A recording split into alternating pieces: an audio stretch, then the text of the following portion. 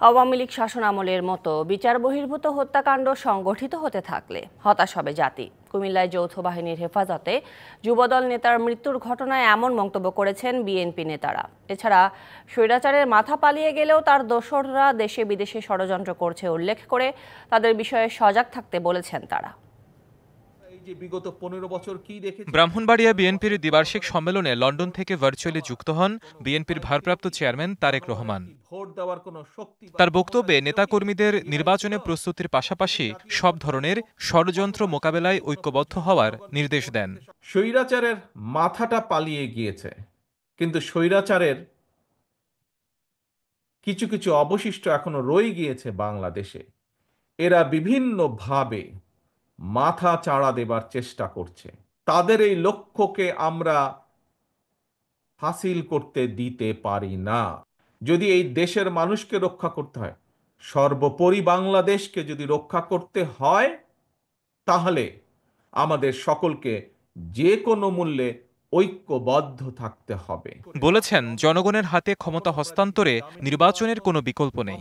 জনগণের হাতে ভোটের মাধ্যমে সেই শক্তি ফিরিয়ে দেওয়া, জনগণের হাতে ভোটের মাধ্যমে সেই বিষয় সম্পর্কে রায় গ্রহণ করা, সেটি করার একমাত্র উপায় হচ্ছে নির্বাচন।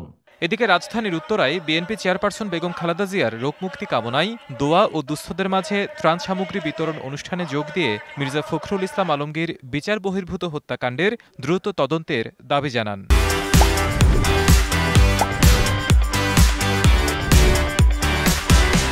বলেন, শেখ হাসিনা দিল্লিতে বসে নানা ষড়যন্ত্র করছে। যে মানুষের ক্ষতি করার যে অভ্যাস, সেটা যায় নাই। দিল্লিতে বসে সে ষড়যন্ত্র করছে, চক্রান্ত করছে এবং বলছে তোমরা সবাই তৈরি হও, আমি একদিন চুপ করে চলে আসবো। তার এই চুপ করে কথাটা যায় না।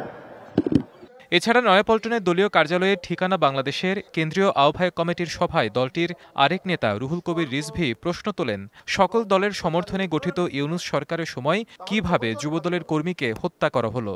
যদি ওই ছেলেটি অপরাধী হয়, তাকে গ্রেপ্তার করে আইনের আওতায় নিয়ে যেতে পারে, কিন্তু গ্রেপ্তার করে ভয়াবহ টর্চার করে মেরে ফেলে বাপ্পার কাছে ফেরত দেওয়া, এটা এই আমলে হবে কেন? সেই দেশে কেন আবার শেখ হাসিনার বিচার বহির্ভূত হত্যার ঘটনার পরিণতি?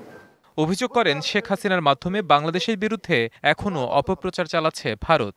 বাংলাদেশের বিরুদ্ধে অবিরাম অপপ্রচার করা। হিমাদ্রি রাহা, ডিবিসি নিউজ ডেস্ক।